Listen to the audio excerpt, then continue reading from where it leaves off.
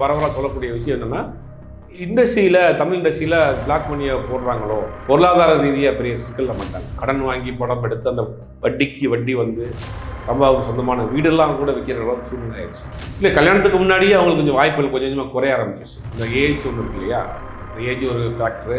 அடுத்தடுத்து புது புது ஆட்கள் உள்ளே வர ஆரம்பிச்சிட்டாங்க. அப்படிங்கும்போது வாய்ப்புகள் குறைய ஆரம்பிச்சு 2012 அவங்க கனடாவில் வந்து இங்கே வந்து கோர்ட்டில் ஒரு விஷயம் ஃபைல் பண்ணுறாங்க. எனக்கும் கணவருக்கும் சரியில்லை, அவரை நான் டைவர்ஸ் பண்ணணும்னு குடும்ப நல கோர்ட்டில் ஒரு வழக்கு போடுறாங்க. 1000 கோடி கலெக்ஷனாக இருக்குது, 500 கோடி கலெக்ஷனாக இருக்குன்னு சொல்கிறப்ப அது பிளாக்கை ஒயிட் ஆக்குறாங்களோ அப்படிங்கிறது ஒரு சந்தேகம் இருக்குங்கிற மாதிரி பரவலாக ஒரு பேச்சு அடிப்படுது. சில பேர் அப்ராடில் ஏதாவது ஒரு டம்மியாக ஒரு நிறுவனத்தை ஆரம்பித்து அந்த நிறுவனத்தில் வருமானம் வந்த மாதிரி இங்கே கொண்டு வந்து காமிப்பாங்க. அதெல்லாம் வந்து நிறைய வேலைகள் பண்ணுறாங்க. இன்னைக்கு அலிபா யூடியூப் சேனல் வியூவர்ஸ் எல்லாருக்குமே வணக்கம். இன்னைக்கு சினிமா சம்பந்தப்பட்ட கேள்விகளுக்கு விளக்கம் அளிப்பதற்காக நம்மளோடு இருந்திருக்கிறார் பத்திரிகையாளர் திரு சுபைர் அவர்கள். வணக்கம் சார். வணக்கம். தமிழ்நாட்டில் 90s டைம் பீரியட்ல தமிழ் சினிமாவில் பயங்கர பீக்ல இருந்தவங்க தான் ரம்பா அவர்கள்.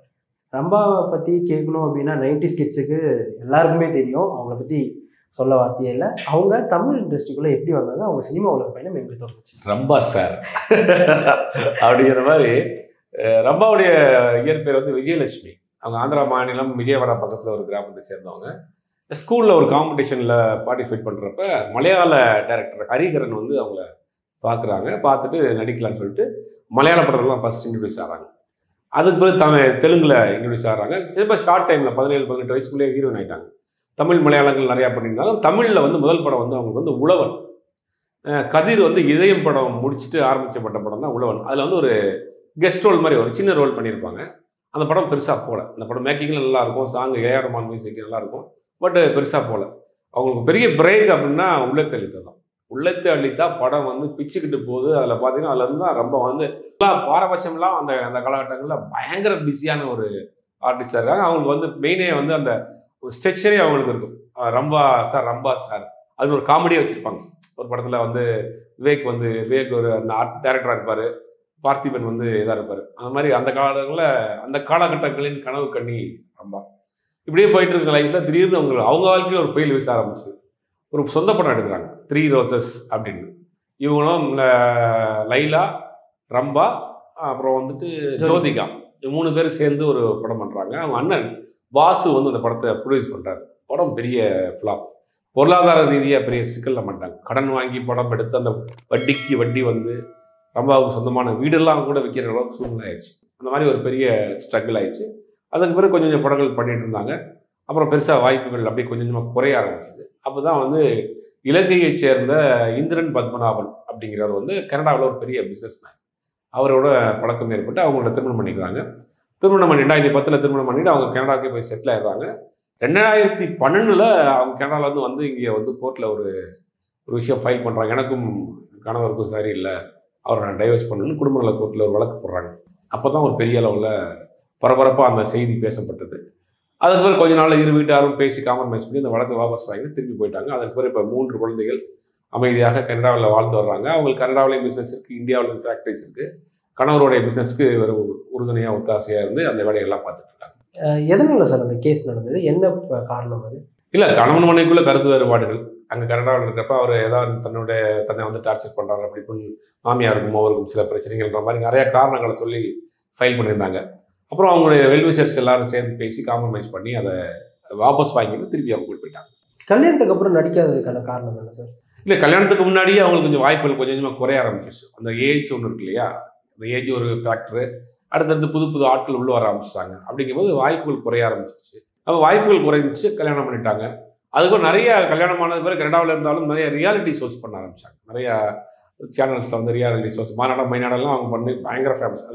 அதில் இவங்க கொடுக்குற அந்த கமெண்ட்ரியே பயங்கர ஃபேமஸ்.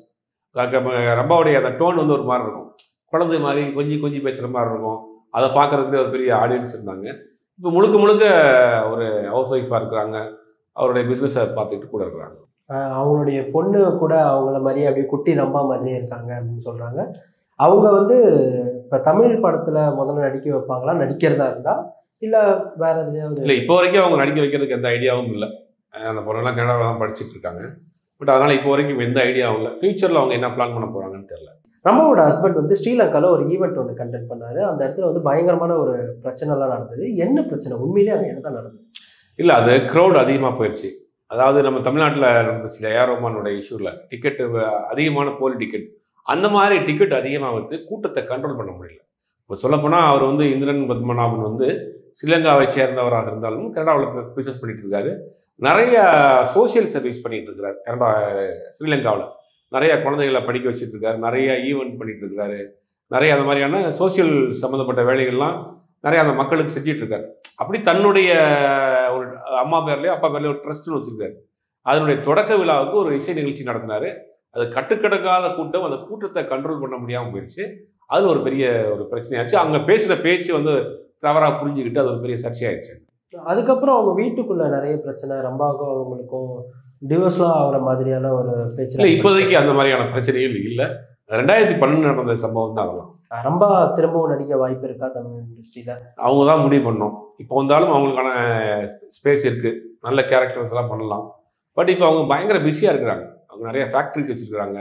சென்னையிலேயே ஸ்ரீபெரும்புதூரில் பெரிய ஃபேக்ட்ரி வச்சுருக்கிறாங்க. கனடாவில் நிறைய பிஸ்னஸ் பண்ணிட்டு இருக்காங்க. அவங்க கணவருடைய பிஸ்னஸ்க்கு அவங்க கூட இருந்து ஹெல்ப் பண்ணுறாங்க. அதனால் படங்கள் நடிக்கிறதுக்கு வாய்ப்பு இல்லை. அதனால் அவங்க தான் முடிவு பண்ணணும். அவங்க ஹஸ்பண்ட் வந்து ஆக்சுவலி கனடாவில் இருக்காரு. பட் ஆனால் இங்கே வந்து ஈவெண்ட்ஸு மற்ற விஷயம்லாம் கண்டக்ட் பண்ணுறதுக்கான காரணம் இல்லை, அவங்க வந்து ஸ்ரீலங்காவிலேயும் ஒரு ட்ரஸ்ட் மாதிரி வச்சுருக்காரு அவங்க கணவர். ஏற்கனவே சொன்ன மாதிரி நிறையா படிப்புகள் சம்மந்தப்பட்ட விஷயங்களுக்கு ஹெல்ப் பண்ணுறாரு, நிறைய ஈவெண்ட் பண்ணுறாரு, அந்த மாதிரியான வேலைகள் பண்ணுறாங்க. சென்னையிலேயே அவங்களுக்கு ஃபேக்ட்ரிலாம் இருக்குது. சென்னையிலே ஃபேக்ட்ரி இருக்குது, நிறுவனங்கள்லாம் இருக்குது, கம்பெனி நடத்திட்டு இருக்காங்க. அதுலலாம் அவங்க கொஞ்சம் கான்சன்ட்ரேட் இருக்கிறதுனால அடிக்கடி வந்து தான் போகிறாங்க. சினிமாவை பொறுத்த வரைக்கும் ஒரு நடிகையோ நடிகரோ வந்து பீக்கில் இருந்தாங்கன்னா அவங்கள பற்றின சர்ச்சைகள் நிறைய வரதுக்கு வாய்ப்பு இருக்குது. ஆனால் ரம்பா மட்டும் எந்த சர்ச்சைகளையும் மாட்டாமல் தப்பிச்சதுக்கான காரணம் இல்லை, அப்போ அவங்க பிஸியாக இருந்தாங்க, பிஸியான நடிகையாக இருந்தாங்க. தமிழ், தெலுங்கு, பேஜ்பூரி, மலையாளம் அப்படின்னு பயங்கர பிஸியாக இருந்ததுனால ஒரு இடத்துல இருந்தால் தானே சர்ச்சைகள் வரும். மாறி மாறி அவங்க நிறைய படங்கள் பண்ணிட்டு இருந்தனால சர்ச்சைகளுக்கு அப்போ இல்லை. அவங்க நிற்கக்கூட நேரம் இல்லாமல் ஓடிட்டு இருந்தாங்க இந்த காலங்களில். அதனால் பெருசாக சர்ச்சைகளில் மாட்டல. இப்போ வந்து நிறைய பழைய ஹீரோயின்ஸ்லாம் வந்து கம்பேக் கொடுத்துட்ருக்காங்க. நிறைய பழைய ஹீரோஸோடலாம் சேர்ந்து நடிக்கிறது. இந்த மாதிரி ரம்பா வரதா இருந்தால் யார் கூட நடிப்பாங்க, என்ன மாதிரியான கதைகள்லாம்? இப்போ ஜோதியா கூட அதே காலகட்டத்தில் உள்ளவங்க தான். அவங்களும் வந்து இப்போ கம்பேக் வந்திருக்கிறாங்க. நிறைய கேரக்டர் ரோல் எடுத்து பண்ணுறாங்க. ஒரு அம்மா கேரக்டர், அக்கா கேரக்டர், இந்த மாதிரி நல்ல கேரக்டர். அதே மாதிரி ரம்பாவுக்கும் பண்ணுவாங்க. ஆனால் என்ன தெரிஞ்ச வரைக்கும் ரம்பா திருப்பி வரமாட்டாங்க. திருப்பி இண்டஸ்ட்ரியில் அவங்க நடிக்கிறதுக்கான வாய்ப்புகள் இல்லை. ஏன்னா அவங்களுக்கு அங்கே பிஸியாக இருக்குது. 3 குழந்தைகள் ப்ளஸ் பிஸ்னஸ் ஓடுது. இந்தியாவிலையும் பிஸ்னஸ் இருக்குது. அவங்களுக்கு அதை பார்த்துக்கிறதுக்கே அவங்களுக்கு நேரம் இல்லை. ஒருவேளை மேபி ஒரு என்டர்டைன்மெண்ட்டுக்காக தன்னுடைய ஃபீல்டை விட்டு போகணும்னு எடுத்தாங்கன்னா இந்த மாதிரியான கேரக்டர் ரோல் பண்ணுவாங்க. நல்ல ஒரு அக்கா கேரக்டரோ அண்ணி கேரக்டர், இந்த மாதிரி கேரக்டர் ரோல் நல்ல அந்த ஸ்கோப் உள்ள கதைகள் கிடைச்சா கண்டிப்பாக பண்ணுவாங்க. இந்த மாதிரி ஓல்டு ஹீரோயின்ஸ்லாம் வந்து இன்ஸ்டாகிராம், இந்த சோஷியல் மீடியாவில் வந்து ஆக்டிவாக இருக்க மாட்டாங்க. ஆனால் ரம்பா பார்த்தீங்கன்னா இப்போ வரைக்குமே ஆக்டிவாக இருக்காங்க. இல்லை, ஒருத்தவங்க ஒரு இன்ட்ரெஸ்ட் தான். சில பேர் தன்னுடைய பழைய வாழ்க்கையை மறக்கணும்னு நினைப்பாங்க. நடிகையாக இருந்துட்டு ஃபேமிலியில் போய் செட்டில் ஆகிட்டாங்கன்னா அவங்களுடைய கான்டாக்ட்ஸே இருக்காது. அவங்க எங்கே இருக்கிறாங்க, என்ன பண்ணுறாங்கன்னு கான்டாக்ட்ஸே இருக்காது. ஆனால் சில பேர் என்ன பண்ணால் டச் வச்சுட்டே இருப்பாங்க. அதில் ரொம்ப 2வது ரகம். தன்னை இண்டஸ்ட்ரியை விட்டு போனாலும் கூட இன்னும் அந்த இண்டஸ்ட்ரியில் இருக்கக்கூடிய நண்பர்கள்லாம் டச் வச்சுருக்குறாங்க. அப்போ ஏதாவது ஒரு ஈவெண்ட், ஏதாவது ஷோ நடத்துகிறாங்க, டிவி ரியாலிட்டி ஷோ பண்ணுறாங்க. அதனால் அது ஒரு டச் இருந்துகிட்டே இருக்குது. ஒருவேளை அதனாலே மேபி பின்னாடி நடிக்க வர்றது கூட வாய்ப்புகள் இருக்குது. ஒரு பெரிய டாக் போயிட்டு இருக்கு சார். சினிமாவுக்கு வந்த பிறகு ரம்பா அவர்கள் படிப்பு நிறுத்திட்டாங்க அப்படின்ற. ஆமாம், உண்மைதான். அதாவது ரொம்ப ஷார்ட் டைம்லேயே அவங்க சினிமா இண்டஸ்ட்ரியில் வந்துட்டாங்க. +1 +2 படிச்சுட்டு இருக்கப்பே ஹீரோயின் ஆகிட்டாங்க. அதனால படிக்க முடியல அவங்களால. ரம்பாவோட ஹஸ்பண்ட் வந்து இந்த விஷயம், இந்த ஈவெண்ட் கண்டக்ட் பண்ணுறது, மற்ற விஷயம்லாம் பண்ணுறதுக்கான காரணம் வந்து பிளாக் மணி வந்து ஒயிட் மணியாக மாற்றுறதுக்காக தான் அப்படின்னு சொல்கிறாங்க. இல்லை, கனடாவில் இருக்க பணத்தை கொண்டு வந்து இங்கே எப்படி ஒயிட் ஆக்க முடியும்? பார்த்தா உங்களுக்கு அங்கேருந்து வந்தால் இங்கே கம்மியாக தானே ஆகும். கனடா டாலருக்கும் நம்ம டாலருக்கு பார்த்தா அங்கே ₹1 கொடுத்தோம்னா இங்கே நான் எவ்வளோ போகுதுன்னு தெரில. அந்த மாதிரி வந்தால் இங்கே டபுளாக தான் ஆகும். அப்போ அதெல்லாம் வாய்ப்பு கிடையாது. அது ஈவெண்ட்டுங்கிறது வந்து அவர் ஒரு சோசியல் சர்வீஸ் மாதிரி பண்ணுறாரு. அவங்க ஊரில் தான் பிறந்து வளர்ந்த ஊரில் மக்களுக்கு ஏதாவது செய்யணும் அப்படிங்கிறதுக்காக பண்ணிகிட்டு இருக்கிறாரு. அதோடைய ட்ரஸ்ட்டு ஆரம்பித்ததுக்கு ஒரு நிகழ்ச்சி நடத்துகிறார். அதுதான் அப்படியே ரெகுலராக ஈவெண்ட்லாம் அவர் பண்ணுறது கிடையாது.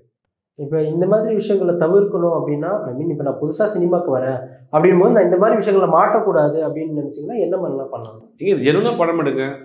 அப்போ எல்லாமே இப்போ வந்து பிளாக் போயிட்டுங்கிறதெல்லாம் பண்ண முடியாது. இன்றைக்கி வந்து எல்லாமே லீகல் ஆயிடுச்சு. நீங்கள் எல்லாம் பேங்க் டு பேங்க் தான் கொடுக்க போகிறீங்க. சம்பளம் கொடுக்குற டாக்ஸு, இப்போ ஒரு நடிகருக்கு நீங்கள் சம்பளம் கொடுத்தா கூட அவர் டிடிஎஸ் பிடிச்சிட்டு தான் நீங்கள் சம்பளம் கொடுக்குறீங்க. அவர் டாக்ஸ் பே பண்ணி தான் வாங்குறாரு. எல்லாம் பேங்க் டு பேங்க் ஆயிடுது. அப்படிங்கும்போது பெருசாக ஒன்றும் பண்ண முடியாது. எல்லாமே இன்றைக்கி லீகலைஸ் ஆயிடுச்சு. இந்த பிளாக் மணியை ஒயிட் மணியெல்லாம் மாற்றுறாங்களே சார், இதுக்கு என்ன பர்பஸ்க்காக மாற்றுறாங்க? என்ன மாதிரியான இந்த நெட்வொர்க் நடக்குது சார்? இப்போ நீங்கள் வருமானம் வருது. இப்போ நான் ஒரு நிறுவனம் வச்சு நடத்துகிறேன். பில் போட்டு பேங்க் டு பேங்க் நடக்கிற பிஸ்னஸும் நடக்கும். பில் இல்லாமல் கேஷ் கொடுத்து வாங்குற பிஸ்னஸ் நடக்கும். இந்த கேஷ் கொடுத்து வாங்குற பிஸ்னஸில் வந்து ஒரு அமௌண்ட் வந்து எனக்கு வந்து இதாயிரும். அந்த அமௌண்ட்டை நான் எப்படி அக்கௌண்ட்டில் கொண்டு வர முடியும்? அப்போ இன்கம் ஆஃப் சோர்ஸ் கேட்பாங்க ஃபைல் பண்ணுறப்ப. அப்போ என்ன பண்ணுவாங்கன்னா இந்த பணத்தை வந்து வேற ஒரு பிஸ்னஸில் இன்வெஸ்ட் பண்ணி அதுலேருந்து இந்த பணம் வர்ற மாதிரி காட்டுவாங்க. சிலர் இந்தியாவுக்குள்ளேயே பண்ணிக்கிடுவாங்க. சில பேர் அப்ராடில் ஏதாவது ஒரு டம்மியாக ஒரு நிறுவனத்தை ஆரம்பித்து அந்த நிறுவனத்தில் வருமானம் வந்த மாதிரி இங்கே கொண்டு வந்து காமிப்பாங்க. அதெல்லாம் வந்து நிறைய வேலைகள் பண்ணுறாங்க இன்னைக்கு. அது ஆனால் வந்து பெருசாக இப்போ பண்ண முடியல. எல்லாமே வந்து ஓப்பன் ஆனதுனால பண்ண முடியல. அதாவது இந்த கணக்கு காட்டாத பணத்தை கணக்கு காட்டுறது தான் பிளாக் ஒயிட் ஆக்குறது. அவ்வளோதான். இதில் வந்து பிளாக் பண்ணால் கருப்பாக இருக்காதுலாம், ஒயிட்டாக வெள்ளையாக இருக்காது. பில் போடாமல் பண்ணுறாங்க இல்லையா பிஸ்னஸ்ஸு, அந்த பிஸ்னஸில் வரக்கூடிய பணத்தை இப்போ நீங்கள் ஒரு நடிகராக இருக்கார், அவருக்கு எப்படின்னா 50 கோடி ரூபா சம்பளம், அது 30 கோடி ரூபா வந்து பேங்க் டு பேங்க் கொடுப்பாங்க, 20 கோடி ரூபா கேஷாக கொடுப்பாங்க. அந்த 20 கோடியை ஒரு ஒயிட் ஆக்கிறதுக்கு என்ன பண்ணுவார்னா, அவர் வேறு ஏதாவது வெளிநாட்டில் ஒரு ப்ராப்பர்ட்டி வச்சுருப்பார், இல்லை ஒரு பிஸ்னஸ் வச்சுருப்பார், அங்கேருந்து எனக்கு வருமானம் வந்துச்சு அப்படின்னு வந்து காமிப்பாங்க. இதுதான் பிளாக்கை ஒயிட் ஆக்குற விஷயம். இது ரொம்ப காலகாலமாக இருக்குது, இப்போ கொஞ்சம் குறைஞ்சிருக்கு. தமிழ் இண்டஸ்ட்ரியில் இந்த மாதிரி பிளாக் மணியை ஒயிட் மணியாக மாற்றுறது எந்த மாதிரி விஷயங்களுக்குலாம் பயன்படுது? இப்போ நிறையா செய்திகள் வருது. தமிழ் இண்டஸ்ட்ரியில் என்ன செய்கிறாங்கன்னா, இந்த படங்கள் பட்ஜெட்டை வந்து அதிகமாக காட்டுறாங்க. 200 கோடி, கலெக்ஷன் வந்து 1000 கோடி அப்படிங்கிறதெல்லாம் வந்து அது வந்து இப்போ எல்லாரும் பரவலாக சொல்லக்கூடிய விஷயம் என்னென்னா, இண்டஸ்ட்ரியில் தமிழ் இண்டஸ்ட்ரியில் பிளாக் மணியை போடுறாங்களோ, ஏன்னா இவ்வளோ கலெக்ஷன் ஆயிடுச்சுன்றதால யாரும் சொல்ல மாட்டாங்க. இவ்வளோ பெரிய அமௌண்ட் கலெக்ஷன் ஆகிருக்குன்னா இன்கம் டேக்ஸ் வந்துடும், மற்ற பிரச்சனைகள் வந்துடும். இருந்தாலும் 1000 கோடி கலெக்ஷனாக இருக்குது, 500 கோடி கலெக்ஷனாக இருக்குன்னு சொல்கிறப்ப அது பிளாக்கை ஒயிட் ஆக்குறாங்களோ அப்படிங்கிறது ஒரு சந்தேகம் இருக்குங்கிற மாதிரி பரவலாக ஒரு பேச்சு அடிபடுது. இன்றைக்கி எங்களுடைய கேள்விகளுக்கு ரொம்ப அருமையான விளக்கம் கொடுத்தீங்க சார், நன்றி. இந்த வீடியோ உங்களுக்கு பிடிச்சிருந்தா லைக், கமெண்ட், ஷேர் பண்ணிக்கோங்க. இதே போன்ற வீடியோக்களை தொடர்ந்து பார்க்க அனிபா யூடியூப் சேனலை சப்ஸ்கிரைப் பண்ணிக்கோங்க.